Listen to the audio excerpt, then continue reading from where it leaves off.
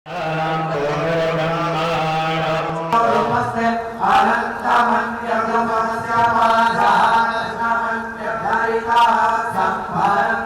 माँ इंद्राक्षी जय अम्बे। इंद्राक्षी धाम में दर्शकों आप सभी का हम हार्दिक स्वागत करते हैं। आज धनतेरस है, जिसको हम धनत्रयोदशी के नाम से भी जानते हैं, और धनतेरस की आप सभी को बहुत बहुत शुभकामनाएं। किस प्रकार से हम भगवान धन्वंतरी का पूजन करें और किस प्रकार से हम यम के निमित्त दीप जलाएं और क्या खरीदें क्या ना खरीदें, बहुत सारी ऐसी बातें आज के इस अंक में होने वाली हैं। तो आइए किस प्रकार से हम आज के इस पर्व को मनाएं, आपको वो हम बतावें। तो सबसे पहले आज का हम पहले पंचांग देख लेते हैं, फिर आगे की चर्चा करते हैं। 30 अक्टूबर सन 2024 दिन बुधवार, संवत 2081, कार्तिक मास, कृष्ण पक्ष, तिथि आज त्रयोदशी है। बहुत लोग ये कह रहे हैं कि 2 बजे तक है, 1:30 बजे तक है। अरे भैया, सुबह सूर्य उदय के साथ ही तो आप त्रयोदशी लोगे। एकादशी का आप व्रत रखते हो तो सूर्य उदय के साथ जो तिथि आती है तभी तो आप एकादशी का व्रत रखते हो, है ना। तो इसलिए सूर्य उदय के साथ आपकी त्रयोदशी हो रही है तो ये धन त्रयोदशी ही मानी जाएगी। और बाकी आप अगर इंची टेप से और फीते से तिथियों को नापने बैठ जाओगे फिर तो हो जाएगा काम। इसलिए कन्फ्यूज़ इस बार बहुत जनता हुई है, बहुत साधक कन्फ्यूज़ हुए हैं, भगवान जाने। इसलिए बेटा ध्यान रखें, सही रूप में सही तीज त्यौहार को मनाएंगे तभी आपकी बात बनेगी। तो आज सूर्य के साथ त्रयोदशी तिथि उदय हुई है, इसलिए अब वो त्रयोदशी तिथि चाहे शाम को 4 बजे तक रहे, 2 बजे तक रहे, धन त्रयोदशी का पर्व आज ही माना जाएगा। और कल के लिए भी सुन लीजिए, जिन्होंने कल धन त्रयोदशी कर ली है, कल का कोई तुक नहीं था, कोई महत्व नहीं था। कल द्वादशी तिथि थी, सुबह कल 11 बजे तक। अब सूर्य उदय कितने बजे हो जाते हैं? सुबह होते हैं। तो 11 बजे तक जो तिथि द्वादशी के रूप में हो तो आप कैसे उसे त्रयोदशी के रूप में ले आएंगे? कैसे धन त्रयोदशी मनाएंगे आप? गलत बहुत सारी चीज़ें, कोई सुनने को तैयार नहीं है। इसलिए बेटा अपने तीज त्योहारों को गरिमा बनाएं और अच्छे विधि विधान से ही करेंगे तो आपको लाभ मिलेगा। तो धन त्रयोदशी आज तिथि है, साथ ही नक्षत्र हस्त है, राहु काल 12 से 1:30 है, दिशा शूल उत्तर पूर्व है। अब कल के लिए भी आप एक मैसेज सुन लीजिएगा, अभी लगे हाथ फिर हम नहीं तो भूल जाएंगे, आपके काम आएगा। चतुर्दशी नरक चतुर्दशी, तो कल ही नरक चतुर्दशी मानी जाएगी। अब कल में भी बहुत लोग क्या करेंगे, वो बहुत हिसाब से बड़ी दीपावली को मनाएंगे। अब चतुर्दशी जो तिथि है कल कितने बजे तक है? कल 14 तिथि, कल शाम के 4 बजे तक चतुर्दशी है। इसलिए कल अमावस्या शाम 4 बजे के बाद लगेगी। लेकिन पितरों का कल का जो पूजन होता है, जब हम पितरों से आज्ञा लेते हैं, हम पितरों को नमन करते हैं, तो पितरों का कोई भी पूजन हो, एक दक्षिण दिशा में 1 लोटा जल भर के जो दिया जाता है और पितरों का जो दान वगैरह होता है, पूजन वगैरह होता है, वो बेटा दिन में होता है। वो शाम को 4 बजे के बाद आप नहीं करेंगे। तो दिन में कल अमावस्या नहीं है। अब मैं तो आपको बहुत समझाया है और बहुत लोग समझा रहे हैं, लेकिन इस बार क्या हो रहा है कि हमारी कॉलोनी में ऐसा कर रहे हैं लोग, हमारे शहर में लोग ऐसा कर रहे हैं। मतलब हम तीज त्यौहार लोगों को देख कर के मना रहे हैं। हम शास्त्रों की कोई बात नहीं सुन रहे, हम किसी चीज़ पे ध्यान नहीं दे रहे, लेकिन देख हम कोई चीज़ कर रहे हैं। तो बेटा ये तो बड़ा कन्फ्यूज़न वाली बात हो जाती है ना। इसलिए ध्यान रखें, दीपावली कल छोटी दीपावली रहेगी, नरक चतुर्दशी रहेगी, और 1 नवंबर की ही दीपावली सही रूप में मनाई जाएगी। बाकी किंतु परंतु वाली बात यहाँ है नहीं।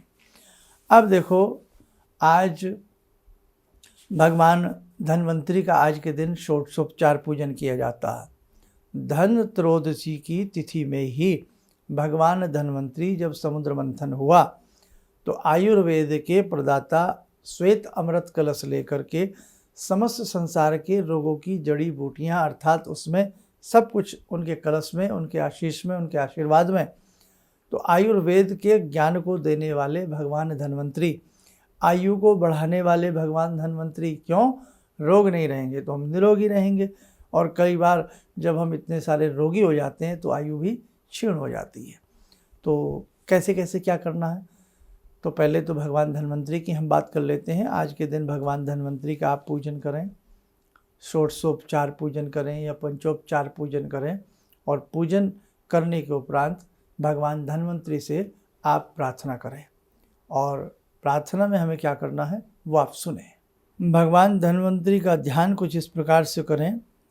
मैं 4 भुजा वाले पीले वस्त्र पहने हुए सभी प्रकार के आभूषणों से सुशोभित सुरों और असुरों द्वारा वंदित भगवान धन्वंतरी का ध्यान करता हूँ। तरुण कमल नयन सभी अलंकारों से विभूषित अमृतपूर्ण कमंडलू लिए हुए यज्ञ भाग को भोगने वाले देवों और दानवों से वंदित श्री से युक्त भगवान धन्वंतरी का मैं ध्यान करता हूँ। अब ध्यान करने के उपरांत जो भी हम पंचोपचार पूजा करें या षोडशोपचार भगवान की पूजा करें, यानी कि देसी भाषा में हम भगवान को धूप दीप फल फूल आदि अर्पण करने के बाद पुनः फिर हम प्रणाम करके कुछ कहें, इस प्रकार से बोले। सभी का कल्याण करने वाले जगत के आधारभूत आपके लिए मैंने प्रयत्नपूर्वक यह साष्टांग प्रणाम किया है। अनंत भगवान के लिए, सहस्रों स्वरूप वाले भगवान के लिए, सहस्रों पैर आँख सिर उरु और बाहु वाले भगवान के लिए नमस्कार है। मैं आपके श्री चरणों में वंदन करता हूँ, प्रणाम करता हूँ। हे भगवान धन्वंतरी, आयुर्वेद के प्रदाता, आपकी कृपा मेरे ऊपर, मेरे परिवार के ऊपर, मेरे देश के ऊपर, मेरे राष्ट्र के ऊपर सदा बनी रहे। आपकी कृपा से हम सदा हष्टपुष्ट और स्वस्थ बने रहें। मेरे देश के पशु स्वस्थ रहें, मेरे देश के सभी नारी स्वस्थ रहें। बेटा, ऐसी सुंदर भावना और कामना करके भगवान धन्वंतरी का पूजन जरूर करना। कम से कम हम रोज़ नहीं कर सकते, वर्ष में एक दिन तो हम भगवान धन्वंतरी का पूजन करें, है ना। अब ये करने के उपरांत अपना जो भी आपका कर्म है, काम है, उसे अच्छे से करिएगा। संध्या के समय आज से लेकर के 5 दिन पर्यंत दीपदान किया जाता है। जैसे आज धनतेरसी है, अब आज के दिन आप लोग क्या करेंगे, एक दीपक मुख्य दरवाजे पर लगाएंगे। हमने पहले भी बता दिया था। ऐसे ही कल लगेगा यम के निमित्त, परसों बड़ी दीपावली पर लगेगा, है ना। और उसके बाद 1 नवंबर को बड़ी दीपावली पे लगेगा, 2 नवंबर को अन्नकूट पर लगेगा और 3 नवंबर को बृहस्पति पर लगेगा। तो ये सारी 5 की 5 तिथियाँ बिल्कुल सही हैं। अब जिन्होंने कल धनतेरसी मनाई है तो वो आज क्या मनाएंगे? आज वो छोटी दीपावली मना लेंगे, कल वो बड़ी दीपावली मनाएंगे। कब अन्नकूट करेंगे वो लोग, कब बृहस्पति मनाएंगे? भैया दूज के दिन से पहले ही वो लोग फ्री हो जाएंगे। मतलब कोई लेवल वाली बात समझ में नहीं आ रही है। इसलिए बेटा ध्यान रखें, अपने 30 त्योहारों में एकता का प्रतीक बने। एकता के साथ अपने 30 त्योहारों को मनाने की आवश्यकता है। इस साल ऐसा हुआ है, लेकिन अगले साल मुझे नहीं लगता सब एक ही सूत्र में हम लोग बंद करके कार्य करेंगे। अब देखो, संध्या के समय हमें क्या करना है, अपना जो मुख्य दरवाज़ा होता है उस दरवाजे पर बाहर की तरफ निकल करके आप एक 4 बत्ती का दिया ले लें, यानी कि 2 बत्ती क्रॉस करके डाल दें तो 4 बत्ती बन जाती हैं, या अलग अलग 4 बत्तियां बना लें। सरसों के तेल का दिया जलता है। किसी भी प्रकार का कोई अन्न दोना पत्तल में या किसी मिट्टी की ही कटोरे में रख करके उसमें दूसरा मिट्टी का दिया या आटे का दिया रख करके धर्म अर्थ काम मोक्ष रूपी ये चारों बत्तियों को आप प्रज्वलित कर लें। थोड़ा सा चावल चढ़ावें, थोड़ा सा पुष्प चढ़ावें, थोड़ा जल का छींटा देवें और यम से प्रार्थना करें। यम से प्रार्थना करें। अब ये यम के निमित्त जो 5 दिन दिया जलता है उसके पीछे भी एक प्रसंग है। यमराज ने एक बार अपने दूतों से कहा कि जब तुम किसी के प्राण के हरण करने के लिए जाते हो, प्राणों का हरण करने के लिए, तो क्या कभी तुम्हारा मन नहीं दुखा? स्वयं सवाल कर रहे हैं वो अपने दूतों से। तो दूतों ने कहा कि हे प्रभु, मन तो दुखता है, लेकिन क्या करें, जो कार्य है वो तो करना ही पड़ता है। लेकिन एक बार एक राजकुमार की नई नई शादी हुई। विवाह के 4 दिन के उपरांत हम उसके प्राण हरण कर करके जब लाए तो उस परिवार में हमने जो सबको रुंदन खुदन रोते देखा, हमारा मन भी हृदय काँप उठा और मन में ये आया कि हम लोग ये कार्य कर तो रहे हैं, लेकिन बड़ा मन दुखता है हम लोगों का। तो हे प्रभु, कोई ऐसी कृपा करके रास्ता बनावें जहाँ कोई अकाल मृत्यु ना हो, असामयिक कोई एकदम कोई अचानक दुर्घटना से कोई दुर्घटना का शिकार होकर के मृत्यु को प्राप्त ना होवे। तब यम ने कहा कि धनतेरसी से लेकर के जो 5 दिन ये दीप जलाता है मेरे निमित्त, उस परिवार में मेरी कृपा बनी रहती है। बाकी बेटे, जो भी शास्त्रों में बातें हैं, बड़ों की, हमारी बुज़ुर्गों की, ऋषियों का चिंतन जो हमें दे करके गए हैं, हमें उसको मानना चाहिए। तो एक दीपक आज जला देना, और जब आप दीपक दरवाजे के ऊपर जलावें तब आपका जो फेस है वो साउथ की तरफ रहना चाहिए, दक्षिण की तरफ आपका मुख रहे, यानी कि दक्षिण दिशा जो होती है वो यम का द्वार होती है। जब ऐसी बात मुझे बोलनी नहीं चाहिए, लेकिन जो शव जब लेटा होता है, शव है ना, जब उसको मुखाग्नि दी जाती है, शव को लिटाया जाता है, उसके पाँव दक्षिण में ही किए जाते हैं, क्योंकि दक्षिण यम का द्वार होती है। यमलोक के हिसाब से हम दक्षिण में मुख करके यम से प्रार्थना करें। और बहुत से पूछ रहे थे कि दीपक किस दिशा में लगाएं, तो इसमें दिशा का महत्व इसलिए नहीं है क्योंकि चारों बत्तियां आपकी जल रही हैं, चारों दिशाओं में वो दीप लग गया है।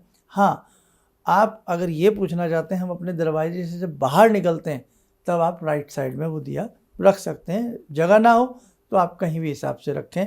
बस आपका फेस, जब आप यम से अपने मन की बात कहें तब आपका फेस दक्षिण दिशा की तरफ होना चाहिए।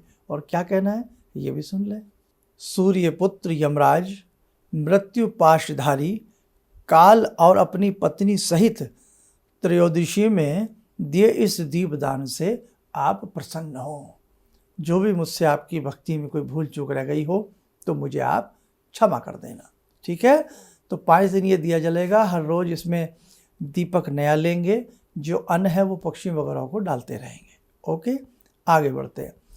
अब आपके मन में जो बहुत बड़ी शंका रहती है, अरे साहब आज तो क्या खरीदें हैं, है ना। अब बहुत लोग आपको ऐसा समझा रहे हैं, बस आज चांदी ना खरीदी तो गजब हो जाएगा, आज बाज़ार से कुछ खरीद के ना लाए तो कंगाल हो जाओगे, है ना। ऐसे ही लगता है ना कि आज हमने कुछ नहीं खरीदा तो बस कयामत आ जाएगी। नहीं बेटे, कैसी बातों में फंस रहे हैं आप। अगर हम खरीद की बात करें तो चांदी का आज के दिन खरीदना शुभ होता है। चांदी का सिक्का लाना, भगवान के निमित्त चांदी के कोई बर्तन खरीदना, चांदी की जोत लेना, चांदी की प्लेट तस्तरी खरीदना, ये सब शुभ माना जाता है। चांदी की हैसियत नहीं होती थी तो पहले क्या होता था कि बर्तनों का घरों में चलन होता था, लेकिन कई बार हम बहुत सारी क्रॉकरी, बहुत सारे बर्तन रखने के शौकीन नहीं होते थे। साल में जब धनतेरस आती थी, पुराने बर्तन दे आते थे और नए ले आते थे। अब पुराने और नए वाली क्या बात आ गई साहब। भैया उस समय पीतल चलती थी, उस समय हमारा खान पान पीतल में चलता था, तांबे में चलता था, कांसे में चलता था। हम बहुत रिच तरीके से उन धातुओं का प्रयोग किया करते थे। आज हम लोहे के पात्रों में, जैसे अब स्टील चल गई है, मोटी भाषा में लोहा ही तो है ये, तो पहले ये प्रचलन नहीं था। तो वो धातुएं महंगी होती थी, और आज भी स्टील से वो धातुएं बहुत महंगी हैं। आज भी स्टील से कॉपर महंगा है, ब्रास महंगा है नहीं है। बताइए आप लोग, एक थाली आप स्टील की खरीद लीजिए 100 रुपये की आएगी, वहीं आप पीतल की खरीद लीजिएगा 400 रुपये से कम नहीं आएगी। तो बेटा, उन पात्रों को जो टूट जाते थे, तिड़क जाते थे, उनको बदला जाता था और नए पात्र हम ले करके आ जाते थे। और चांदी हमारी हैसियत होती थी तो हम ज़रूर ख़रीदते थे। तो आज अगर किसी व्यक्ति की चांदी खरीदने की हैसियत ना हो तो वो कम से कम कोई नया बर्तन ले ले, शुरुआत कर ले किसी नई चीज़ के खरीदने की। बस ये उसका तात्विक अर्थ होता है। लेकिन ये डेफिनेशन, ये परिभाषा बिल्कुल गलत है कि साहब खरीदना ही खरीदना पड़ेगा। ना ना ना ना ना। और सोने वाली बात तो बिल्कुल भ्रांति फैलाई गई थी कि सोना खरीदो ताकि भाई किसी का कुछ बिक जाए, है ना। तो नहीं बेटे, सही बात करना कड़वा ज़रूर लगता है, किसी को शायद दुख पहुंच सकता है हमारी बातों से, कुछ लग सकता है, लेकिन बेटे सच बताना बहुत ही ज़रूरी है। और हम नहीं आपके साथ सही बातें करेंगे तो कौन आपके साथ बातें करेगा, कौन आपको समझाएगा। इसलिए ख़रीदना है तो नया बर्तन भी हम ले सकते हैं, चांदी का हम कोई सिक्का या कोई भी भगवान का पात्र ले सकते हैं। लेकिन ये परिभाषा बिल्कुल भ्रांति है कि खरीदना ही खरीदना होगा, ऐसा कुछ नहीं। मैं अपना एग्जाम्पल देता हूँ कि भाई अब तो अनेकों वर्ष हो गए, कोई ऐसी ज़रूरत ही नहीं पड़ती है कि कुछ लाएं। घर में चांदी का सिक्का रखा ही होता है, उसी की पूजा कर लेते हैं। नए बर्तनों की अब कहीं कोई ऐसी बात ही नहीं रहती। अब तो जब मनाया अपने हिसाब से सब घर में अपने बर्तन वगैरह रखते ही रखते हैं। तो बेटा ऐसा कुछ नहीं है, मन के भ्रांतियों से आप लोग दूर निकलें। आज का सही पर्व भगवान धन्वंतरि की पूजा का है। सही पर्व आयुर्वेद के प्रदाता भगवान धन्वंतरि का है। सही रूप में पर्व यम दीपदान का है। दीपदान का मतलब भगवान यम को दीप अर्पण करना। तो आज का सही पर्व दीपदान का है। आ गया समझ में? न कि आप बाजारों के ही चक्कर लगाते रहें और पता लगे घर में आप कोई तीज त्योहार कर ही नहीं रहे हैं। तो चलिए, हम खरीद फरोख्त के उसमें नहीं हैं, लेकिन जो सही बात है वो बताना हमारा कर्तव्य बनता है। और कल ध्यान रखना, कल नरक चतुर्दशी है। इसको हम छोटी दीपावली भी कहते हैं, इसको हम रूप चतुर्दशी भी कहते हैं। कल के दिन हनुमान जी का पूजन भी किया जाता है। सीता मैया ने कल के ही दिन भगवान हनुमान जी को, है ना, अपने गले का हार भी उन्हें प्रस्तुत किया था और अपना द्रव्यमांग का सिंदूर भी उन्हें प्रस्तुत किया था। तो कल का दिन हनुमान जी के पूजन करने का भी है। और कल का दिन एक विशेष रूप से यम के 14 विशेष नाम होते हैं। उन नामों से 3-3 अंजलियाँ दी जाती हैं ताकि आपके घर में वर्ष भर खुशहाली बनी रहे, वर्ष भर आपके घर में स्वास्थ्य संवर्धन बना रहे। तो कल का सुबह का हमारा कार्यक्रम आप लोग जरूर ध्यान से सुनिएगा और ध्यान से उसको समझिएगा। चलिए, जगत जननी जगदम्बा आप सबकी सुरक्षा करें, वो भगवती आप सबका कल्याण करें, अपने घंटा की नाद से आपकी सुरक्षा करें, वो भगवती अपनी तलवार से आपकी रक्षा करें, वो भगवती अपने शूल से आपकी रक्षा करें। आइए ऐसी जगत जननी की 2 मिनट के लिए हम सब मिल करके प्रार्थना करें। ॐ सिन्दूरारुणविग्रहां त्रिनयनां माणिक्यमौलिस्फुरात् स्तारानायकशेखरं स्मितमुखी भापेन वाक्छोरुवां पाणिभ्यामलपूर्णरत्नचषकां रत्नोत्परां बिभ्रति सौम्यां रत्नघटस्थरक्तचरणां ध्यायेत्परामम्बिकां खड्गं चक्रगदेषु चापपरिगान् शूलम्बुशोण्डिं शिरा शङ्खं संदधतीं करे स्त्रीनयनां सर्वाङ्गभूषावृतां नीलास्मद्युतिमास्य पाददशकां सेवे महाकालिकां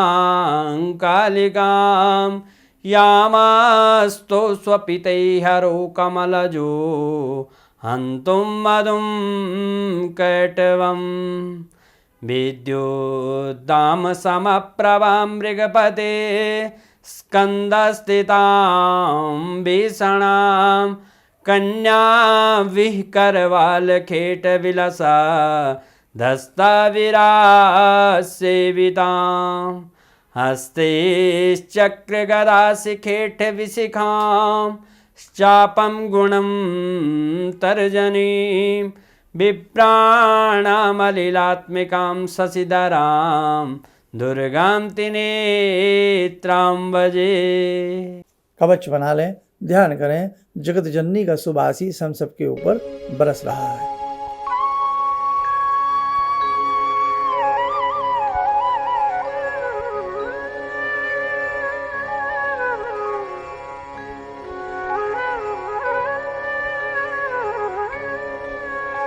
ओम बोलते हुए नेत्र खोलें, सामान्य हो जाए। और कितने खुश नसीब हैं सब वो लोग जो 31 दिन की जगत जननी की साधना कर रहे हैं।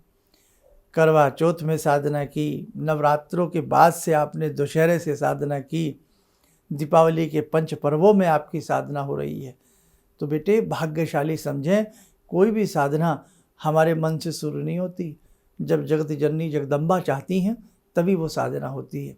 दीपावली तो हम रोज़ मना लें, लेकिन जब भगवती चाहती है महालक्ष्मी, तभी वो कहती हैं बेटे आज दिए जलाओ, आज दीपावली मनाओ, है ना।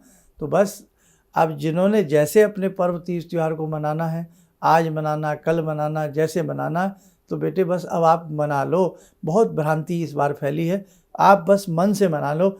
लक्ष्मी आज भी हैं और लक्ष्मी कल भी हैं। लक्ष्मी की आवश्यकता दीपावली पर भी है और दीपावली के बाद भी है। तो बस अच्छे से आप जगत जननी की पूजा कर लो, मन में बिना किसी सन सके। चलिए, आप सब लोग सुखी रहें, स्वस्थ रहें। इन्हीं शुभकामनाओं के साथ हम अपनी वाणी को विराम देते हैं। जय जय अम्बे। ऑर्डर्स मेरे पास लगभग ना के बराबर थे। मेरी फैक्ट्री लग रहा था कि शायद मुझे बंद करनी पड़ेगी, कोई दूसरा बिजनेस करना पड़ेगा। मैंने नाम बहुत कमा लिया, लेकिन पैसा मेरे पास बिल्कुल नहीं। टीवी में एक छोटा सा मंत्र, अभी तंत्र मंत्र की बात हो रही थी, तांत्रिक मंत्र रहा होगा, मैं इतना अनुभवी नहीं हूँ, मैं इतना ज्ञानी नहीं हूँ। मैंने उस मंत्र को पढ़ा, रविवार के दिन उन्होंने पढ़ने के लिए बताया था। मैंने मंत्र पढ़ा, भंवर वीर भंवर वीर तू चेला मेरा, खोल दुकान कहा कर मेरा। मैंने उन दानों को बिखेरा और आप यकीन नहीं मानेंगे, मैंने दोपहर के समय में ही मेरे पास फ़ोन आने लगे, ऑर्डर्स। आज की तारीख में मैं इतना परेशान हूँ, इतने ऑर्डर्स हैं मेरे पास, लेकिन आज भी मैं परेशान हूँ क्योंकि मैं उन ऑर्डर्स को एग्जीक्यूट नहीं कर सकता। अभी भी मुझे आपकी ही शरण चाहिए। ऑर्डर्स मेरे पास बहुत हैं। किसी भी समस्या के समाधान के लिए मिले प्रसिद्ध हस्तरेखा एवं वास्तु विशेषज्ञ प्रोफेसर धर्मेंद्र शर्मा जी से। नोट: शिविर में भाग लेने हेतु एवं व्यक्तिगत रूप से मिलने के लिए कॉल करने का समय सुबह 10 बजे से शाम 6 बजे तक। हमारे विभिन्न ज्ञानवर्धक कार्यक्रम देखने के लिए आप हमें अभी सब्सक्राइब करें, बेल आइकन को प्रेस करें ताकि आप देख सकें हमारा कार्यक्रम सबसे पहले। और अधिक जानकारी के लिए फेसबुक पेज को लाइक करना न भूलें।